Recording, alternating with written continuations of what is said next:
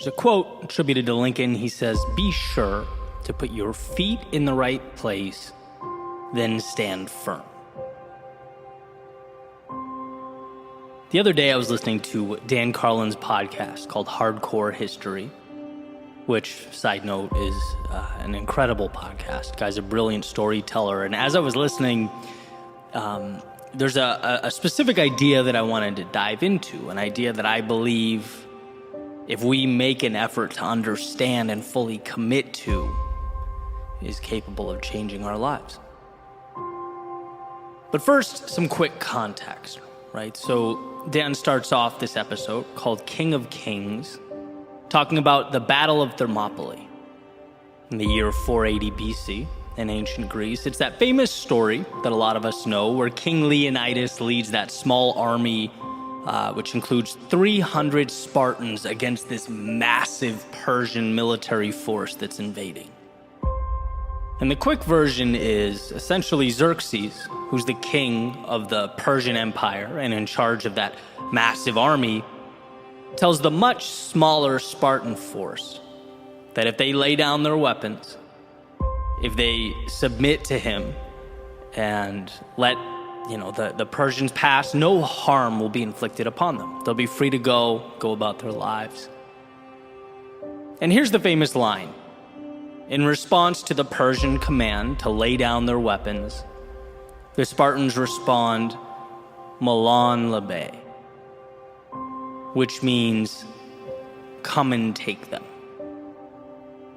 It's the Spartans' way of saying, look, the only way we're laying these weapons down is if you rip them from our cold, dead hands. Right? With everything on the line, the odds stacked against them, the ground beneath them basically shaking from the march of a far superior fighting force moving directly towards their location, they would not let go of their principles. They were fighting for something bigger than them.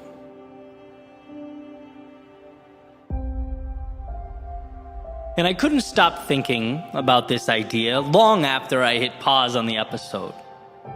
I guess I was awestruck by the power of living life with that type of conviction. Because I know in my soul that's the North Star I should be gravitating towards. We all should. The strength to be unrelenting with regard to that which we care about. The aforementioned quote from Lincoln about finding the right place for our feet and then holding steady. With everything you have, all that you are, holding firm. I just couldn't get that out of my head. And then it came to me that invading force represents so much in our personal lives. So many things. One example being the difficult or adverse circumstances, our trying times. When you're most likely to concede that perhaps you're no bigger than that world around you. Maybe life is a movie and I'm merely the audience. My job is to clap, laugh, gasp, or cry. I'm a cog in a wheel, a line in a script, powerless. In which case, you should be reminded of Viktor Frankl's famous observation that everything can be taken from a man but one thing, the last of the human freedoms, to choose one's attitude in any given set of circumstances, to choose one's own way. In other words, the outside world may change.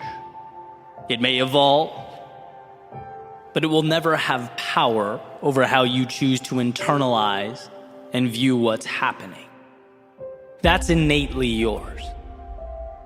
So when the circumstances feel like they demand more than you can give, when they suggest you leave your interpretation of life behind, the correct response is, as the Spartans defiantly said, "Come and take it." That army could represent a pushback against your values, the pillars of your individual foundation that you feel, amidst all the pressure, tempted to let go of. After all, it's easier to retreat than stand toe-to-toe with others. It's easier to abandon than it is to defend, at least in the short term. But as Victor Hugo writes, you have enemies? Good. That means you've stood up for something sometime in your life. The enemies, obviously not being the point. I'm a believer in the conservation of enemy approach to life. Allies just pragmatically get you a lot further. But here's the reality. Anyone who stands for something will undoubtedly create divide. They'll be criticized and condemned. And when one feels the pressure of that criticism, they must understand that it does not invalidate who they are or their worldview. That is yours. You are the only one who can give up or relinquish that control. So as the Spartans said, come and take it. And then lastly, my thoughts went to the little things that make us who we are. Those tiny pieces of ourselves that we, little by little, one by one, over time give away. The concessions that fade into the background as we evolve to fit in so that we don't stand out. As Emerson beautifully put it, to be yourself in a world that is constantly trying to make you something else is the greatest accomplishment. And so that attacking army just might be the universe attempting to mold you to it. Perhaps not all at once, but more like that frog placed in water and put on the stove, with the heat increasing so slowly over time that he doesn't realize the heat will soon overtake him. Externalities do not dictate. They are objects in need of meaning, and you are the architect here.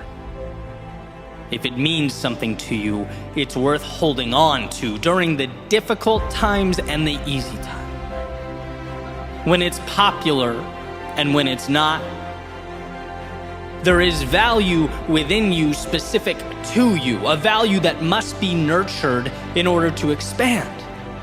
Others can't and won't see that. The world around you may, even with all its complexities, seek to suppress it. But that flame is there. It's there and it's yours. And to anyone or anything looking to extinguish its light, come and take it. After all, what is a life if not one lived on your own terms?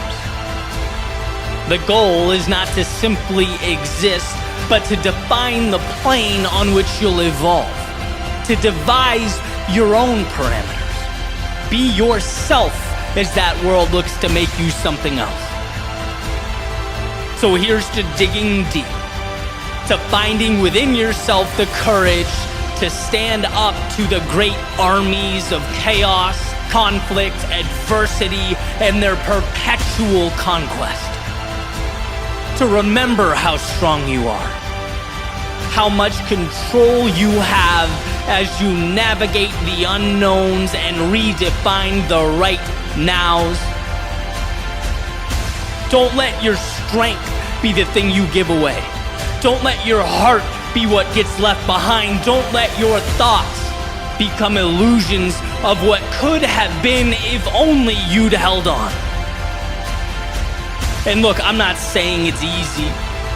In fact, I know that the meaningful road will necessarily be the one that requires the most of us, that makes us question who we are and where we're going.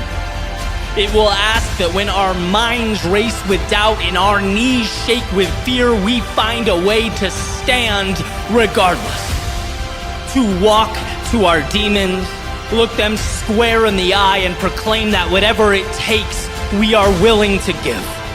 That we will fight until there's nothing left, go until we can go no further, and hold with conviction all that matters most.